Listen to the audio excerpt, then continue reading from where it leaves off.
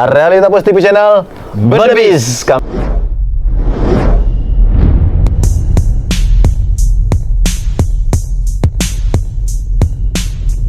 Assalamualaikum warahmatullahi wabarakatuh. Waalaikumsalam warahmatullahi wabarakatuh. Halo adik sanak dimanapun Anda berada, khususnya masyarakat Bengkulu yang menyaksikan tayangan video ini. Kembali lagi di program podcast kita. Hari ini kita alhamdulillah disambut hangat oleh salah satu tokoh politik di Kota Bengkulu, yaitu Bang Edi. Panggilannya Bang? Ya. Nama lengkap apa Bang? Edi Haryanto. Edi Haryanto. Dan alhamdulillah beliau ini sukses berhasil kembali atau duduk sebagai wakil rakyat di DPRD Kota Bengkulu dari Partai Perindo. Nah, hari ini kita akan ngobrol seputar peta politik Pilwakot yang saat ini sudah tahapannya berlangsung. Bang, apa kabar Bang? Alhamdulillah Sehat Bang ya? Bang, kan Abang dari Partai Perindo ya. Tentunya sudah memetakan ya kan, sudah membaca situasi politik Pilwakot terkini, dan tentunya mungkin sudah ada bayang-bayangan seperti apa langkah-langkah Perindo untuk menyambut pesta Pilwakot di Kota Bengkulu ini Bang. Ya, oke, terima kasih. Memang sekarang kita udah mulai memetakan dan komunikasi beberapa calon yang sudah kita mulai mapping. Kalau lihat di lapangan ada sosok Aryo Gumai, kemudian ada juga Pak Deddy Wahyudi, kemudian sepertinya juga PJ kita juga akan maju kelihatannya ya. Ya mungkin kader-kader lain udah mulai munculan nih dari lihat kita ketua DPR, ketua DPD Demokrat sudah mulai juga akan memasang baleho di ini. Suartono. Dan banyak figur lain juga. Memang untuk kota ini tidak seperti daerah-daerah lain. Dinamis dia. Dia tidak mencerminkan kedaerahan, tapi figur-figur yang memang sosok yang betul-betul punya kemampuan. Baik itu kemampuan untuk membangun Kota Bengkulu maupun kemampuan secara komunitas dan finansial. Nah, itu ya. Nah, dari kan sekarang nih yang betul-betul mencolok sekarang baru 3 nama atau ya kan 3 nama, kemudian untuk wakilnya ya tadi seperti pendatang baru yang kalangan swasta Jamie Effendi ya kan, Suartono dari partai, dan mungkin akan menyusul nama-nama lain ya. Tapi walaupun demikian kan tentunya dinamika di Pilwakot ini kan beda di kabupaten kota Bang. Di kabupaten ya. Kalau Bang melihat seperti mana Bang? Ya, di kota ini kita terbukti dengan duduknya Helmi ya, yang notabene bukan orang asli Bengkulu. Artinya bisa dia 2 periode untuk di Kota Bengkulu. Jadi di Kota Bengkulu ini sudah dinamis, sudah tidak melihat kedaerahan lagi atau kesukuan. Tapi tetap itu menjadi suatu patokan atau suatu kekuatan bagi daerah-daerah atau kita yang berasal dari daerah-daerah tentu yang mempunyai basis massa. Dan kita kalau lihat dari calon-calon yang ada seperti Aryo Gumai, ada Deddy Wahyudi, ada PJ Wali Kota, memang ketiga ini punya peluang, punya yang cukup besar. Kalau dilihat dari Aryo Gumai adalah sosok anak muda dan kemudian dia sudah lebih dahulu di DPR Kota, dan tapi beliau baru 1 periode ya Pak? Ya, baru 1 periode. Nah, beliau juga punya untuk bisa duduk sebagai wali kota, asalkan nanti dia mendapatkan pasangan pas juga. Pasangannya. Karena orang belum begitu yakin dengan anak muda, apakah betul nanti dia bisa membangun Kota Bengkulu ini secara baik dan benar. Nah, begitu juga untuk PJ. Kalau kita lihat PJ Wali Kota ini test case-nya ini adalah dari legislatif. Tidak terlepas juga disupport oleh baik itu. Karena pemilih-pemilih sekarang ini bukan hanya popularitas atau kemampuan dari figur, juga kapasitas dan isi tas yang dilihat. Benar. Itu. Artinya secara peluang Abang melihat dari kacamata Perindo bahwa Arik Muda ini mempunyai kas yang cukup besar ya. Kalau melihat, saya lihat dia punya kesempatan untuk sebagai wali kota. Kemudian Deddy Wahyudi juga karena dia udah lebih populer ya, lebih populer lebih dahulu. Tapi dengan habis masa jabatan ini memang agak turun, meredup. Artinya tinggal gimana beliau bisa meyakinkan, mendongkrak lagi kan. Dan kemudian itu seperti yang kita sampaikan tadi, dia punya nggak yang seperti kita sampaikan itu kemampuan dia untuk nanti meyakinkan masyarakat Kota Bengkulu, baik itu secara program, visi dan misi maupun seperti transaksi yang kita alami selama ini. Artinya ada 3 komponen Bang ya? Popularitas, elektabilitas, dan isi tas.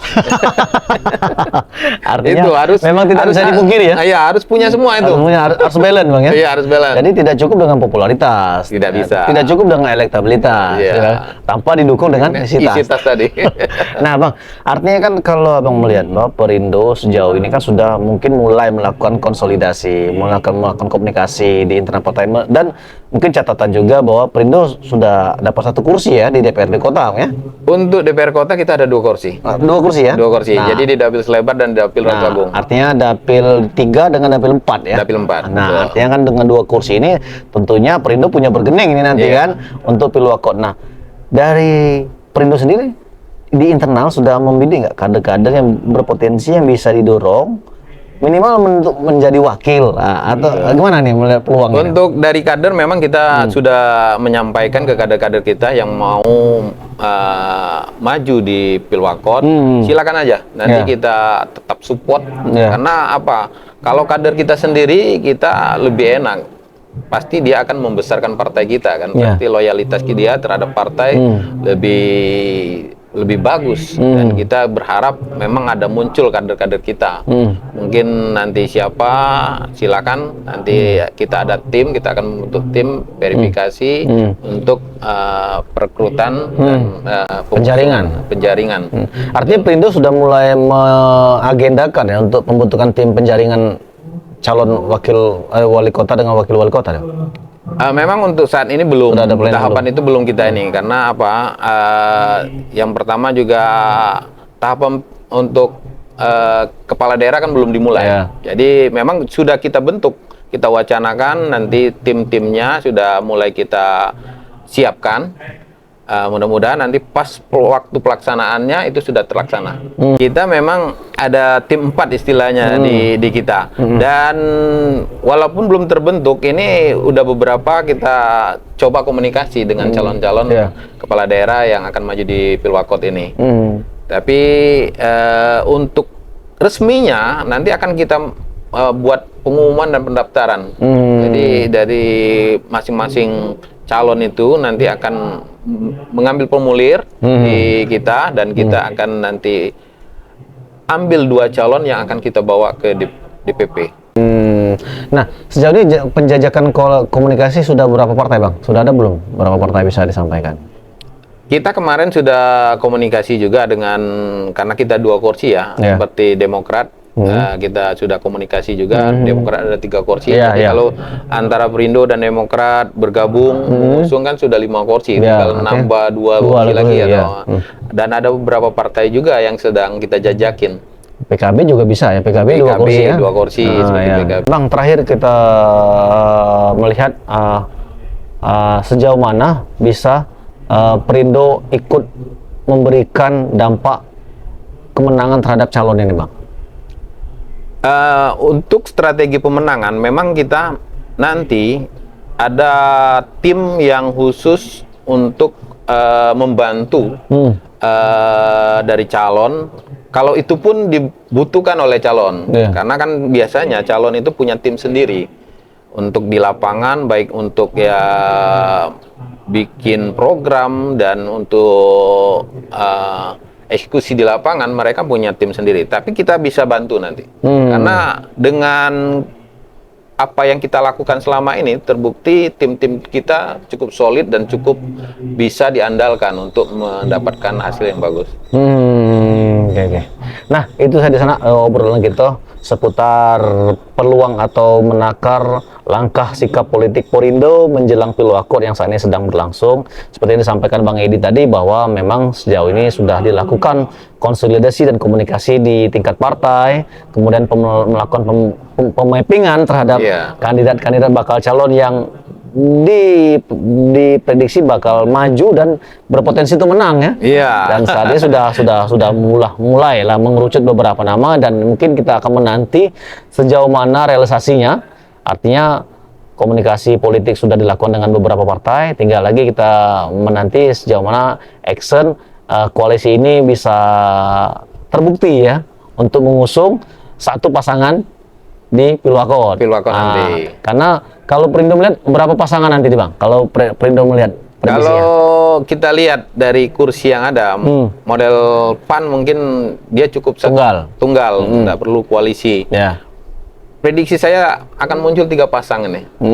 Nah, kalau tiga pasang siapa yang diuntungkan nih Bang? Kalau melihat dari 3 pasang ini memang yang ya seperti PJ lebih diuntungkan karena beliau istilahnya udah punya kekuatan di struktur ASN dan birokrasi kan. Artinya dengan banyaknya calon lebih dari 2, otomatis beliau sudah punya modal. Udah punya modal. Tapi kalau ini cuma 2 pasang akan lebih seru lagi nanti. Kalau head to head kayaknya nggak mungkin ya, mungkin tidak.